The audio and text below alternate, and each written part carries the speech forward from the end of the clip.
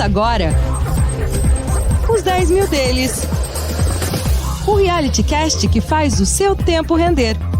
Salve, salve, senhoras e senhores! De pé, mais um episódio de Os 10 Mil Deles. Olha como o tempo passa, hein? Episódio 15, há 15 semanas começava o nosso projeto, estamos avançando. Eu honestamente gostaria que o episódio 15 tivesse notícias melhores. Deixa eu ver a cara aqui. O Carlos tá bravo hoje, hein? O Carlos tá bravo hoje. Eu também tô, mas eu tenho que disfarçar, assim, pelo carisma do apresentador. Mas o Carlos tá com cara de bravo. Por que você tá com cara de poucos amigos assim, Carlos? Pô, a gente perdeu pro Ibovespa de novo essa semana. E pra quem me conhece, eu sou um pouco competitivo, até para o ímpar me deixa nervoso quando eu perco. Mas vamos lá que eu vou explicar o porquê que a gente vem perdendo do Ibovespa essas últimas semanas. Eu assino embaixo, para o ímpar, Joaquim Pô. Carlos não gosta de perder nunca. Vamos pros destaques de hoje. Na carteira deles, meu Deus do céu, é isso mesmo, o dinheiro caiu de novo, chegamos a R$12.300. Eu que tava ali feliz no patamar dos 13 mil, estamos recuando. Senado derruba veto de reajustes a servidores, mas a Câmara dos Deputados reverte a decisão. Desemprego aumenta no Brasil, ata do Federal Reserve abala o mercado, é a carteira de notícias. No Beabá da Bolsa, você vai conhecer outro múltiplo que vale a pena ficar ligado. Frangos brasileiros, Neymar e ações de empresa que vendem armas. Você sabe o que é que tudo isso tem em comum? Ibovespa! Para colocar no radar, confiança do consumidor e investimento estrangeiro direto do Brasil, além do lucro industrial chinês. O reality cast que faz o seu tempo render já começou.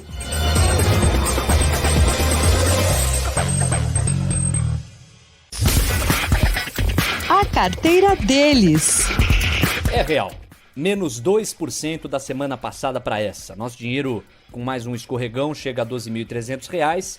E assim, o que mais chama atenção é o distanciamento quando a gente olha para a mesma fotografia do Ibovespa. O Ibovespa chegou a 101.466 pontos, uma alta de 1%. Então há uma distância aí de 3%, naturalmente que isso dá pano para manga. Carlos vai explicar o que é que aconteceu e o que é que vem acontecendo com a nossa carteira. O dólar chegou a R$ 5,65, numa semana marcada por tensão, né? Um aumento de 5% frente à semana passada. Carlos, fica à vontade, divide com a gente o que é que tá rolando, quais as características do momento e por que mais uma pancada. Bom, então primeiro eu vou trazer aqui um cenário macro, né? Começando pelo exterior. Lá fora a gente continua vendo um otimismo nas bolsas estrangeiras, principalmente nos Estados Unidos, com um dos principais índices de referência de lá, que é o S&P 500, renovando suas máximas históricas. Quando a gente vai para o Brasil, dá para dizer o quê? No Brasil, há algumas semanas, cresce a cautela com a situação fiscal do país, né? A situação financeira do país que a gente comentou já no episódio 14 e que pode ser percebido tanto no movimento recente das taxas de juros de longo prazo, que a gente também já comentou, e agora com ainda mais clareza na cotação do dólar que subiu 5% em uma única semana e atingiu esse patamar de R$ 5,65. Naturalmente que isso impacta diretamente a bolsa, certo? Isso, e principalmente as empresas ligadas à economia doméstica. E por conta disso, eu vou explicar melhor daqui a pouco, a gente teve mais uma semana dura para a cotação das empresas da nossa carteira. Na verdade, a nossa carteira tem sofrido ao longo de agosto inteiro, depois de já ter sofrido nas últimas semanas de julho também. Eu ia trazer esse olhar um pouquinho mais em perspectiva, porque, claro, a gente falou há pouco, a Bolsa acaba sofrendo com essa instabilidade fiscal pela qual o país está passando. Por outro lado, como a gente destacou na abertura, a gente nota que o Ibovespa registrou um aumento de 1% da semana passada para essa, e o mesmo não aconteceu na nossa carteira. Qual que é o motivo desse descolamento? Então, o motivo desse descolamento entre a nossa carteira e o Ibovespa ocorre porque os destaques positivos durante esse período que a gente foi pior que o índice são, primeiro, empresas growth, né? Empresas que crescem bastante, principalmente Magazine Luiza, Natura, WEG, casos específicos dessa natureza e principalmente de papel e celulose, as siderúrgicas e as empresas exportadoras de proteínas animais. Que além de um melhor cenário externo para a demanda por esses produtos, essas empresas vendem principalmente para fora, né? essas empresas se beneficiam também com o aumento do dólar. Como elas vendem em dólar, quanto mais alta a cotação do dólar, maior é o faturamento dessas empresas. E por que você não cogita, de repente, investir nelas? Eu não me sinto confortável em investir nessas empresas por diversos motivos. O primeiro é que essas empresas têm muitos fatores de risco que tornam difícil estimar o valor delas. Então, vamos, por exemplo, para uma empresa de proteína. Você tem que estimar qual que vai ser a demanda de proteína na China, na Índia, nos Estados Unidos. Aí vem uma gripe e mata os porcos da China e aí aumenta a demanda, ou o oposto. Além disso, você tem exposição cambial, entendeu? É muito difícil você estimar faturamento lá na frente, estimar lucro lá na frente, estimar a geração de caixa lá na frente. Além disso, a maioria dessas empresas são muito alavancadas. Elas têm muito endividamento e bastante endividamento em dólar. Então o dólar também acaba impactando negativamente o balanço dessas empresas. E por último, algumas delas enfrentam diversos problemas de governança corporativa. Então esses motivos somados fazem com que eu prefira não investir em empresas desses segmentos. E quando a gente olha o outro lado e aí foca nas empresas que atuam dentro do Brasil, me parece que são justamente elas os destaques negativos do Ibovespa, né? O que acontece? O Ibovespa é uma carteira teórica com diversas empresas, né? E no final a valorização que a gente vê é uma média dessas empresas. Quando o Ibovespa está estável, não necessariamente as empresas da carteira do Ibovespa estão estáveis, né? É o que está acontecendo agora. Então, a gente tem as exportadoras subindo e as empresas domésticas caindo muito, como bancos, empresas de varejo físico e construção civil, por exemplo. E aí, quando a gente vai para a nossa carteira, qual avaliação dá para fazer? Então, quando a gente vem para a nossa carteira, o que acontece? A gente já chegou a ter uma grande exposição a exportadoras que não são desses setores que eu destaquei. Eu já comentei sobre as duas aqui, que são Petrobras e Vale. Elas já chegaram a representar juntas 30% da nossa carteira. Mas onde eu tenho encontrado mais assimetria e margem de segurança para se investir é em empresas ligadas à economia doméstica mesmo. Principalmente os bancos que eu venho destacando há algum tempo já. E aí, seguindo a linha dos pilares da estratégia de investimento que eu trouxe para vocês no episódio 14... O que eu tenho feito ao longo dessas últimas semanas é o seguinte. Primeiro, eu revisitei os fundamentos das empresas que eu tenho na carteira. Será que o lucro futuro dos bancos vai ser menor em comparação com o que eu esperava há 2 meses? Para você ter uma ideia, na realidade, caso a situação fiscal do país efetivamente piore, o que vai fazer com que as taxas de juros no Brasil subam, a rentabilidade dos bancos tende a aumentar. Então, essa é uma posição que, na minha visão, além do desconto que eu vejo entre preço e valor atualmente, ela se mostra defensiva por um cenário adverso para o Brasil. E por isso eu me sinto confortável investindo nos bancos. É aquela simetria entre preço e valor que te salta aos olhos e você entende que deve ir, ainda mais embasado por esses elementos que você colocou. A Movida, por exemplo, que também está na nossa carteira, a própria Panvel, você também tem alguns questionamentos que te fazem reafirmar a convicção nelas? Eu tenho. Sempre que ocorre esses momentos em que a nossa carteira vai pior do que o Ibovespa, ou que alguma empresa que a gente tem cai muito, eu sempre faço esse questionamento dos fundamentos. Então aqui eu trouxe o exemplo dos bancos e outros 2 exemplos são a Movida. Será que ela vai alugar menos carros com relação ao que eu esperava que ela fosse alugar antes? Será que a Panvel vai vender menos medicamentos e cosméticos em suas farmácias em comparação com o que eu esperava anteriormente? Eu acredito que não. E assim, por aí vai. Eu posso fazer esse questionamento para todas as empresas que estão na nossa carteira. Ou seja, em resumo, você acredita que os fundamentos são os mesmos e, por consequência, o valor das empresas também. É isso, né? Perfeito, Léo. É isso mesmo. Então eu fui para o próximo passo, para o próximo pilar da estratégia, que foi comparar o preço com o valor. E o que eu percebi ali é que as empresas domésticas ficaram ainda mais baratas, enquanto as exportadoras da nossa carteira, Petrobras e Vale, estão com preço mais próximo do valor delas, porque o preço subiu e o valor também se manteve. Segundo os cálculos que eu fiz, é claro. E com isso eu tomei a decisão, que por sinal foi contrária ao que as minhas emoções pediam. E ao longo desse período de julho e agosto, eu vim reduzindo as nossas posições às exportadoras e aumentando a parcela do nosso patrimônio em empresas ligadas à economia brasileira e que eu acredito que vão manter a consistência de crescimento de lucros, mesmo com os possíveis percalços no meio do caminho da instabilidade do Brasil. É como um cliente que confia em você nesse trabalho de montar a estratégia mais eficiente possível para aumentar a rentabilidade dessa carteira, pensando sempre no longo prazo.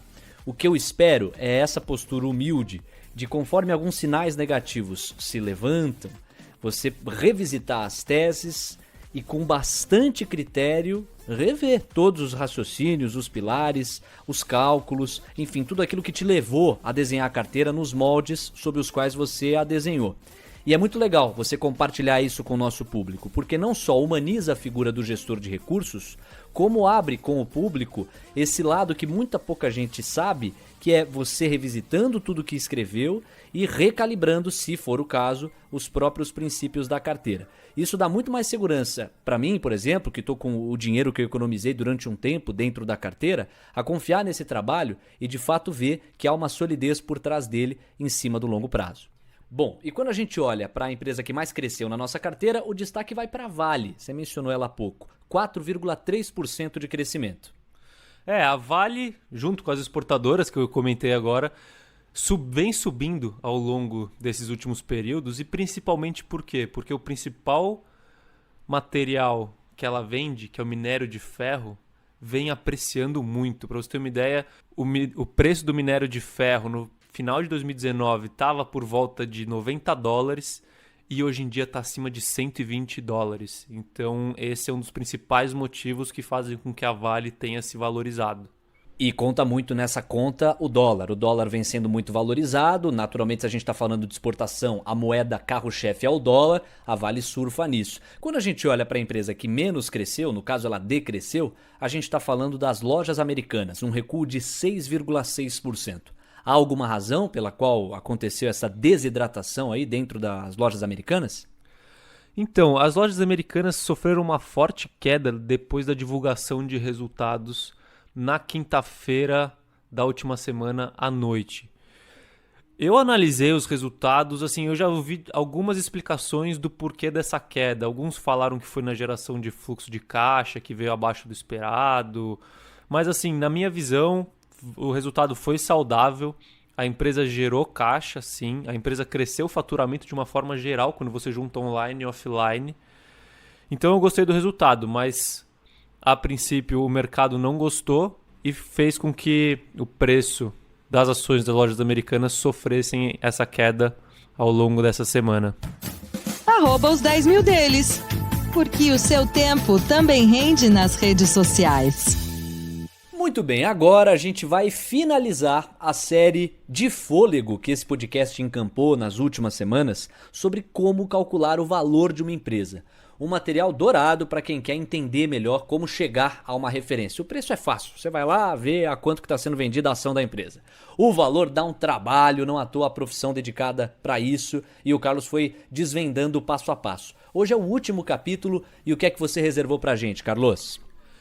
Então, no capítulo anterior, a gente falou muito dos métodos possíveis para calcular o valor de uma empresa, né? Agora, a questão está em escolher, de novo, dessa vez, não o método que você vai utilizar, mas o que você quer calcular. O que acontece? Nos métodos de definição de valor, existem 4 principais variáveis. Uma é o dado contábil que você vai utilizar, então lucro, fluxo de caixa, dividendo e assim diante. O outro é o crescimento dos lucros. O outro é a taxa de desconto dos fluxos de caixa, que envolve tanto a taxa livre de risco quanto o prêmio de risco. E o preço atual da empresa. Aí você tem diversas variáveis e você tem que escolher qual que você vai escolher e quais que você vai adotar premissas. O crescimento da empresa você vai adotar premissa, o lucro da empresa você já sabe, E aí você tem duas opções. Uma opção é utilizar o preço atual da empresa e calcular qual que é a taxa interna de retorno esperada no investimento, que seria a taxa de desconto dos fluxos de caixa, para que os fluxos de caixa descontados ou os lucros descontados se igualem ao preço atual. Ou seja, se eu investir nesse preço hoje, quanto de retorno eu vou ter nos próximos anos? E a outra opção é determinar uma taxa de desconto que você vai utilizar para a partir daí calcular qual que é o preço justo da empresa, qual que é o valor justo da empresa hoje, entendeu? Aí vai ser uma decisão que você vai tomar. Só para lembrar vocês, a gente vai colocar no Instagram as fórmulas e explicar o método de cálculo do valor da empresa, tanto por fluxo de caixa descontado ou lucros descontados, quanto pela avaliação de múltiplos futuros. Agora, é só você fazer o cálculo de valor justo da empresa ou da taxa interna de retorno e decidir pelo investimento ou não. Se você optar pelo cálculo do valor e ele for maior do que o preço atual, talvez valha a pena. Aí você vai ver se é o suficiente para você ou não.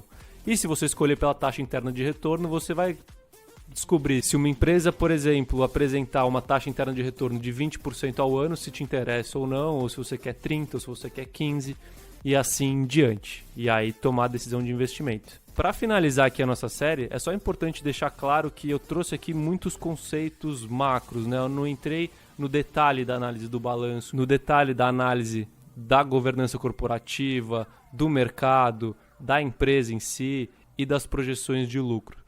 Mas eu acho que aqui tem um roteiro básico porque você consegue seguir para a partir daí determinar o valor da empresa e tomar a decisão de investimento.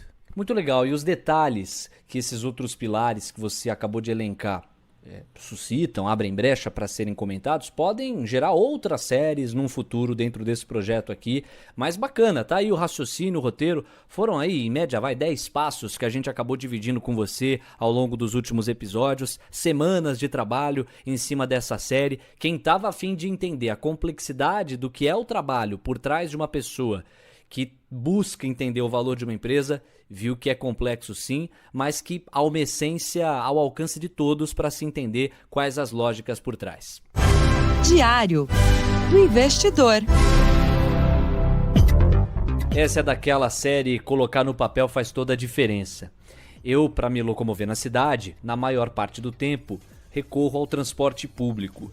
E ao fazer isso, eu acabo usando o bilhete único. Todo mundo conhece, faz parte do dia a dia de quem está aqui na cidade de São Paulo e faz uso recorrente do transporte público. Aí eu fiquei pensando, né? Não nesses tempos de pandemia naturalmente, mas em condições normais de temperatura e pressão, quando eu fazia um uso muito intenso da rede de transporte público, eu fiquei pensando, vou colocar no papel para ver se essas recargas que eu faço a cada uma semana não poderiam ser substituídas por uma única recarga de nível mensal. Aí eu fui lá, abri o meu bloco de notas no celular e fiquei realmente mapeando quantas vezes que eu usava ou metrô ou ônibus e fui colocando realmente na ponta ali do bloco de notas. Fui fazendo cálculo e qual não foi a minha surpresa quando eu cheguei à conclusão de que se eu fechasse o pacote mensal para uso do transporte público, eu economizaria cerca de 35% em relação ao que eu vinha gastando com essas recargas espaçadas. O que eu tirei de lição de tudo isso, e que não é exatamente uma novidade, eu não descobri o mundo com isso, nem inventei a roda, mas será que não tem algum tipo de gasto recorrente aí na sua vida, para o qual você não dá a devida atenção, que se fosse melhor planejado, poderia fazer você economizar muito mais e permitir inclusive canalizar essa economia para o mundo dos investimentos? Ó que tem, hein? Ó que tem. Se você procurar, você acha. Vai lá, procura, depois você me conta. Os 10 mil deles. Carteira de notícias. Deputados federais decidiram manter o veto do presidente Jair Bolsonaro à concessão, até 2021, de reajustes salariais a servidores públicos que estão na linha de frente no combate ao coronavírus. A gente sabe que, na mesma semana, o Senado tinha votado pela derrubada do veto. Para que o trecho fosse restaurado, no entanto, era preciso que as duas casas do Congresso votassem nesse sentido. Com a manutenção do veto, fica proibido, até o fim do ano que vem, dar aumento salarial para qualquer categoria do serviço público no âmbito federal, estadual e municipal. O placar foi de 316 votos sim pela manutenção do veto, 165 votos não pela derrubada e 2 abstenções. Bom, em consequência da votação do Senado, a Bolsa abriu com uma queda relevante porque o mercado interpreta isso como uma sinalização de deterioração fiscal do país, né? Como um ato de responsabilidade fiscal. Eu não vou entrar no mérito aqui se é justo ou se não é justo dar o aumento para os servidores, até porque servidores é uma coisa muito abrangente, né? Você tem que ver cada classe como que tá, e eu não tenho competência para fazer isso. Mas o importante, que eu acho que as pessoas acabam esquecendo sempre, é que os recursos são limitados, né? Os recursos são finitos. O Brasil já não vinha numa situação financeira saudável. Estava tentando melhorar e buscando reformas que fizessem com que a situação melhorasse lá no longo prazo. E uma medida dessa, depois de uma pandemia que já gerou gastos excessivos e uma diminuição da receita do país com impostos, mostra que o país talvez não tome o rumo que deveria tomar. Então, assim, para você ter uma ideia de ordem de grandeza, a dificuldade que foi aprovar uma reforma da Previdência para conseguir uma economia ali de 800, 900 bilhões em 10 anos, a gente mataria mais de 10% disso em um ano de reajuste de servidores. Então, assim, partindo da premissa que a gente tem recursos escassos, a gente tem que saber onde está a prioridade de colocar o dinheiro disponível, né? E acho que essa é a grande questão, porque a gente não pode achar que os recursos nunca vão acabar e acabar se endividando cada vez mais para conseguir arcar com despesas em excesso. E aí a Câmara foi lá e reverteu a questão que havia sido decidida pelo Senado, o que gerou um impacto positivo no mercado. Sim, a decisão em si da Câmara foi depois do fechamento do pregão, mas a sinalização do Maia de que o veto seria mantido fez com que a Bolsa saísse do território vermelho ao longo do dia e fechasse positiva no final do pregão. Dados divulgados pelo IBGE apontaram um aumento no número de desempregados no Brasil entre maio e julho. O aumento foi de quase 21% no período.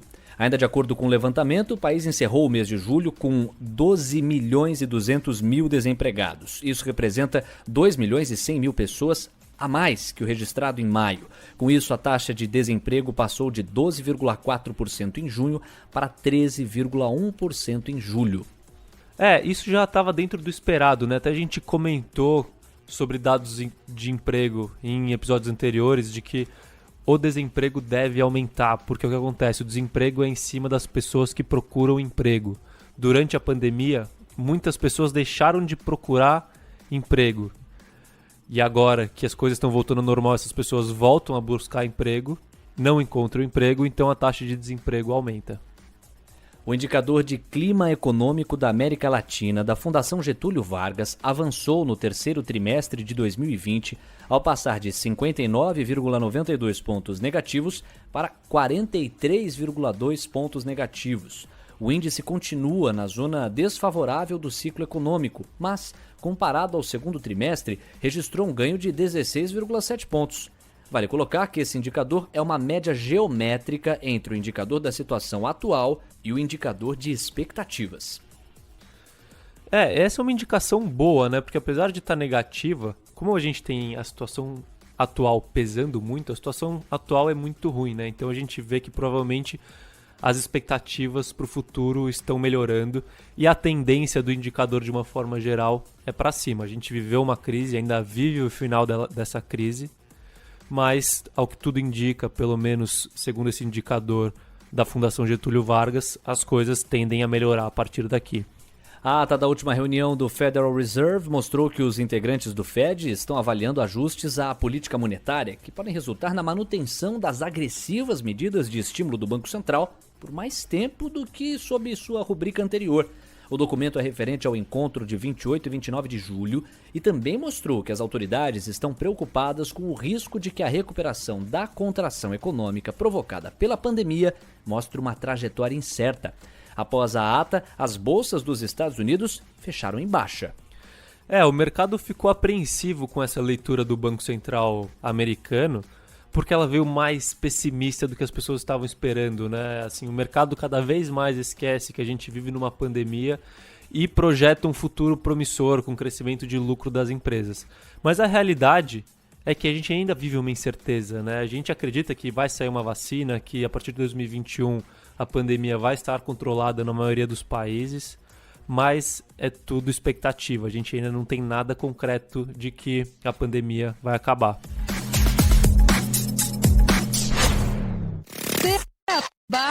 Beabá da Bolsa. Esse beabá da bolsa ele é um pouquinho mais complexo. A gente vai continuar falando de múltiplos. Você lembra qual que é a essência do múltiplo, né? É a relação entre um dado de mercado e um dado contábil. Hoje, a relação dos dados aqui é EV por EBITDA. Você lembra, por exemplo, aquela relação preço por lucro. Por exemplo, a relação preço por lucro de 10 vezes. Significa que comprando aquela ação, mantendo as questões de lucros operacionais por 10 anos, o retorno do que você colocou vem concreto. Isso sem considerar que pode haver mais faturamento do que aquilo que você está projetando, etc. Uma outra relação, que é a de hoje, é a relação EV por EBITDA. O EBITDA já passeou por aqui, pelo beabá da bolsa, a gente vai retomar um pouquinho do que ele significa, mas primeiro vamos destrinchar o que significa EV. É uma sigla, Carlos? É uma sigla. O nome é em inglês, é Enterprise Value, em português é valor da firma. O que é isso? O valor da firma é a soma de todo o capital utilizado para financiar a operação de uma empresa. E me parece que são dois pilares para medir esse capital. Você tem o pilar dos acionistas que colocam dinheiro e assumem o risco do negócio não dar certo, ali na bolsa. E você também tem os credores, os caras que emprestam dinheiro para uma determinada empresa com juros durante um determinado período. É isso, né? Perfeito. Então, o que é o EV? O EV é a soma do valor de mercado da empresa, ou seja, o preço, do preço por lucro, mais o valor de mercado das dívidas da empresa, da dívida líquida, porque quando você tem, como a empresa tem caixa, você subtrai o caixa da dívida total e aí você tem a dívida líquida. Então, o valor de mercado da dívida líquida mais o valor de mercado da empresa, que é o preço do preço por lucro, formam o valor da firma, que é esse EV. Perfeito. EV, então, entendemos. E a gente vai relacionar esse número com o EBITDA. Vamos lembrar um pouquinho do que é o EBITDA. Bom, o EBITDA é uma sigla em inglês, de novo, aquelas sopas de letrinha. E, em resumo, ela é o quê? Ela é o lucro antes de impostos, de juros, da depreciação e da amortização, que são efeitos não caixa, né? Então é como se fosse a geração de caixa operacional da empresa. É uma proxy da geração de caixa operacional. Ou seja, tem que tomar cuidado porque um EBITDA é um número que o cara que é ligado tem que considerar que vem várias mordidas em cima dele, né? Esse é o cuidado. E aí a relação entre esses dois conceitos pode ajudar o investidor a medir se uma determinada ação é estratégica ou não. O que acontece? Eu só vou fazer um paralelo aqui com a relação preço por lucro. Quando a gente fala da relação preço por lucro, a gente está falando de lucro líquido da empresa. E o lucro líquido é depois de você já ter pago juros, né? Impostos. Então é o que sobra para o acionista. Por isso que você compara com o preço, que é o valor de mercado dos acionistas na empresa, concorda? Perfeito, é como se estivesse dentro de uma mesma caixa. Agora, quando a gente fala do Enterprise Value por EBITDA, o Enterprise Value engloba tanto o valor dos acionistas quanto o valor dos credores. Então, o dado contábil que você tem que utilizar para fazer essa comparação tem que ser um dado que seja antes de pagar também os credores. E aí seria essa geração de caixa operacional que pode ser considerado o EBITDA. Essa relação ela é muito utilizada para empresas em duas hipóteses principais. Primeiro, empresas que não estão gerando lucro hoje, mas que podem gerar lucro no futuro. E segundo, empresas que têm um resultado financeiro muito volátil, porque tem dívida em dólar e assim em diante. Então você consegue fazer uma comparação operacional descontando esse problema da dívida, entendeu? É um dos múltiplos mais utilizados pelo mercado, junto com o preço por lucro que a gente falou e o preço por valor patrimonial que a gente falou. Mas, mais uma vez, vale enfatizar que tem que tomar muito cuidado com as relações de múltiplos, porque tem efeitos não recorrentes nesses dados contábeis, e o EBITDA é um dado muito questionável dentro da contabilidade. Na verdade, ele nem é um dado contábil, ele é um ajuste. Então, tomem cuidado, mas é um múltiplo que você pode sempre olhar para comparar empresas comparáveis. Os 10 mil deles. E chegou a hora de chamar o Caio Melo. Será que ele vai aprontar muito hoje? Ele chegou para esse quadro de óculos colorido, caixinha de som e cabelo moicano e mandou dizer, o Caio tá on. É hora do... Ibovespa! Ibovespa! Pessoal, com a pandemia a gente não pode descuidar mesmo. A China detectou o coronavírus nos frangos que o Brasil exportou para lá. Além deles, as Filipinas anunciaram que não vão comprar mais frango do Brasil. Agora, a China boicotar o Brasil por questões de segurança e higiene é sacanagem, né? Seria que nem eu boicotar o Porta dos Fundos porque eles só fazem graça com tudo. E tem outra, vocês já comeram frango cru? Tipo sashimi? Claro que não, porque sashimi é de salmão, não de salmonela. Então não tem risco, gente. Meu serviço particular de informações, sempre presente, me contou que isso tudo é recalque, porque o assunto ultimamente é o adulto Ney. Verdade, as ações de empresas de caixinha de som dispararam por conta dele. Nunca o país esteve tão unido. Mas quer ver desunir em 2 segundos? Viu, gente? O Paulo Guedes... Mentira, não vou quebrar o clima de paz. Falando em paz, só que não, a Taurus, empresa que fabrica armas, é uma das empresas que mais estão lucrando em 2020. Será que o pessoal que investe na IRB tem alguma coisa a ver com isso? Parece que eu tô pegando no pé, eu sempre falo da IRB aqui. Já me sugeriram até mudar o nome do quadro pra Irbobesta. Mas é que toda semana sai uma manchete ruim sobre a empresa. Já pode até entrar na política, olha só. O dado novo dessa semana mostrou que essa foi a empresa de capital aberto que mais perdeu valor de mercado esse ano. Foram 73,5% de queda. Alô, é da Taurus? Mas para fechar com coisa boa, a Bolsa Brasileira ganhou 900 mil novos investidores na pandemia, incluindo nossa dupla dinâmica. Número super importante, porque os estrangeiros tiraram 45 bilhões de reais no mesmo período. Tá vendo, meu povo? A gente não conquistou o mundo ainda porque não quer. Pode boicotar, pode parar de comprar, pode tirar o dinheiro que a gente se vira. Como nosso atual ídolo, vamos driblando as dificuldades, superando as pancadas. Às vezes a gente cai. Quase toda hora, na verdade. Mas a gente levanta e segue o baile. Tamo nem aí.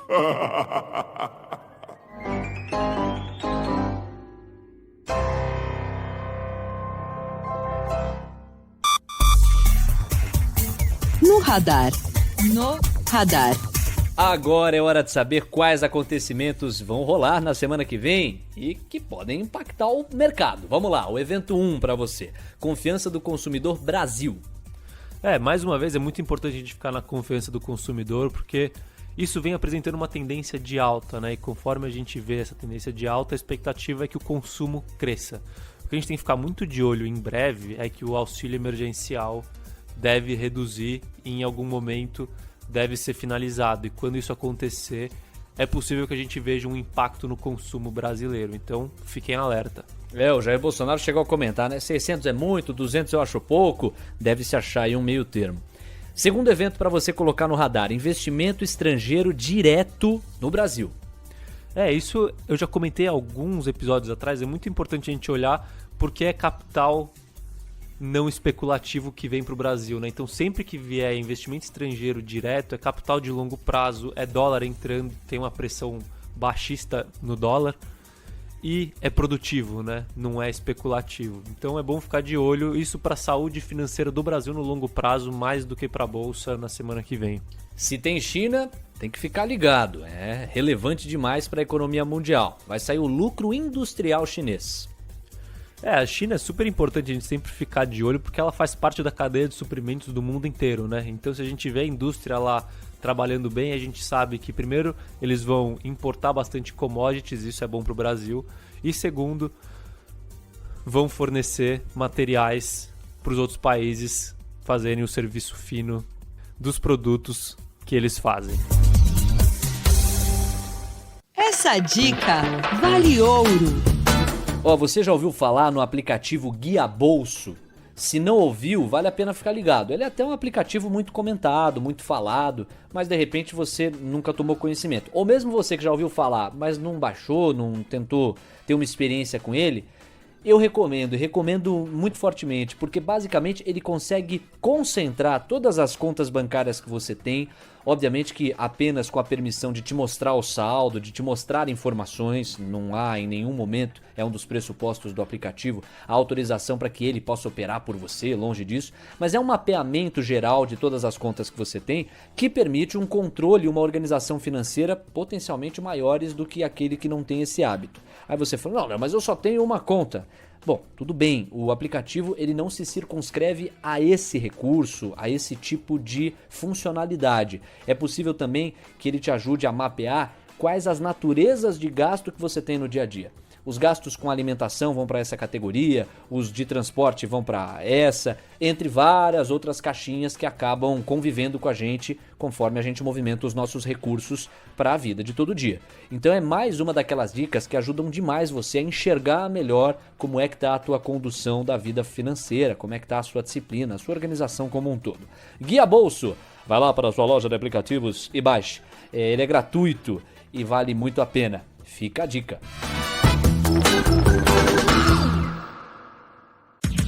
Nas redes sociais, siga a gente, @os 10 mil deles. Mandando um super abraço para você que tá com a gente, que prestigia a nossa caminhada aqui nos 10 mil deles. Vou mandar um abraço pro Pedro Bisordi. Pedro Bisordi conheceu os 10 mil deles aí essa semana, mandou um alô pra gente, falou, pô, tá legal, tô curtindo, que bacana. O nosso Pedrinho estudou com a gente lá nos tempos de ensino médio, ou não é, Carlos? Abração pra ele, tá dado o recado.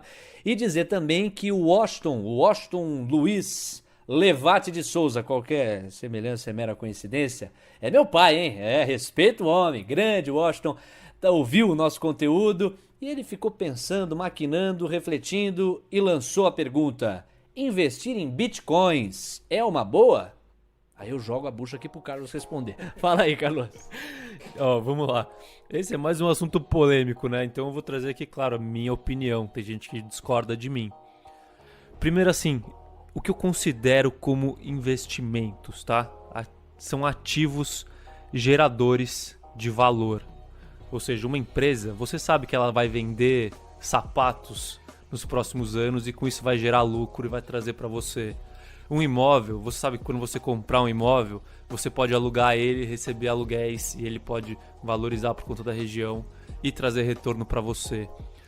Quando a gente olha para o Bitcoin, primeiro de tudo, não é um ativo gerador de valor, concorda? Ele não vai gerar lucro, ele não vai gerar renda, ele não vai gerar nada. Ele é um ativo por si só. Então, para mim, eu já não consideraria como um investimento.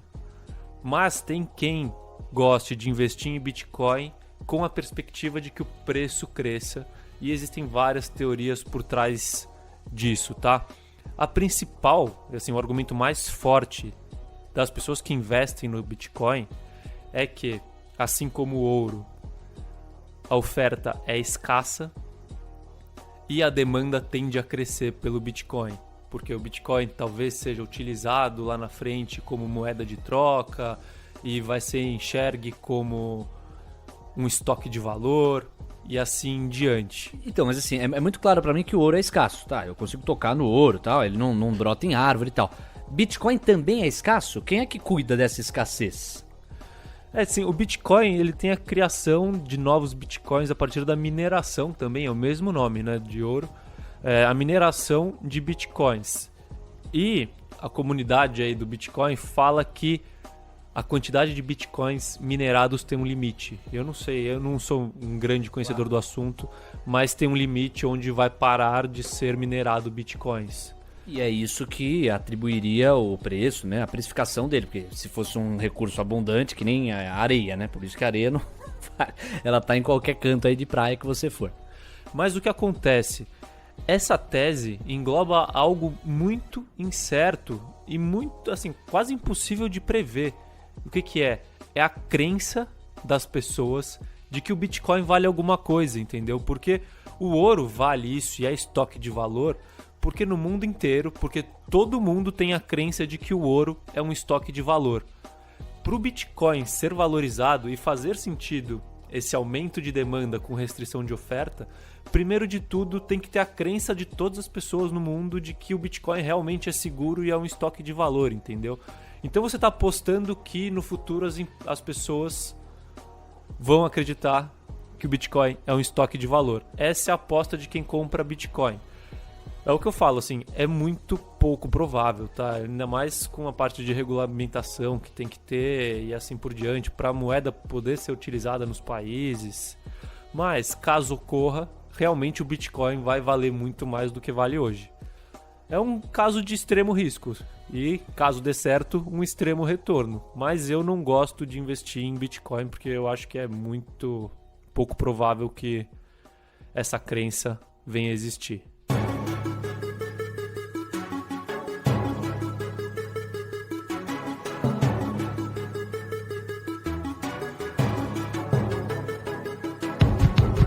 Você que esteve com a gente, um super obrigado pelo carinho da tua companhia, valeu, ajuda a gente a divulgar. Se você achou que esse episódio fez diferença, se você aprendeu algum conceito interessante, divide isso com as pessoas que te cercam, ajuda a gente a levar cada vez mais longe o nosso conteúdo e super obrigado pela parceria. Se você tá com alguma dúvida, não deixa de acompanhar a nossa página lá no Instagram, interage com a gente por lá, manda a sua interatividade por lá, @os 10 mil deles, esse 10 aí você tá cansado de saber, é numeral.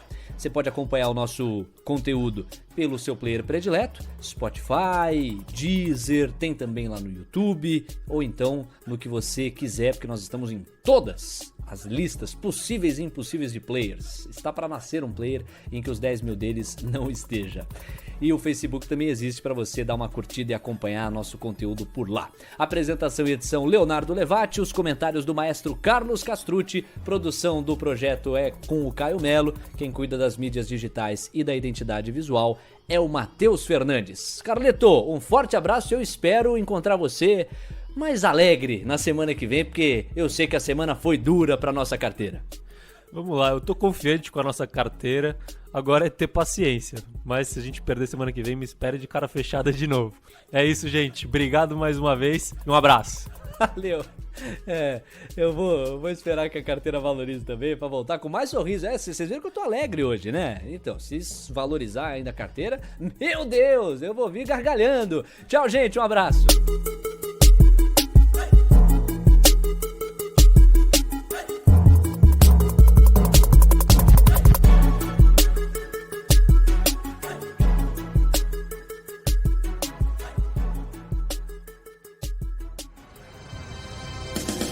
Semana que vem tem mais, uns 10 mil deles. Disclaimer. As opiniões dadas pelo gestor de recursos Carlos Castrucci sobre empresas de capital aberto e demais ativos financeiros investidos por ele podem configurar conflito de interesse com você, ouvinte. Deste modo, reflita sobre a precisão e a validade dessas opiniões a partir dos seus próprios critérios. Além disso, qualquer comentário sobre investimentos reflete única e exclusivamente a opinião do Carlos. Não se trata de qualquer recomendação de investimento. Ressaltamos ainda que a participação dele não tem como objetivo a venda dos serviços da Roa Asset Management, empresa da qual é sócio e por onde realiza os investimentos dos R$10 mil iniciais do projeto. O investimento destes recursos vem sendo realizado pelo Carlos da mesma forma como são investidos os recursos dos clientes da Roa. O projeto Os 10 mil deles persegue as melhores práticas mundiais para o mercado financeiro na atuação de Carlos como gestor de recursos. Assim, ele não vai comunicar alterações na estratégia de investimentos antes de executá-las para os próprios clientes.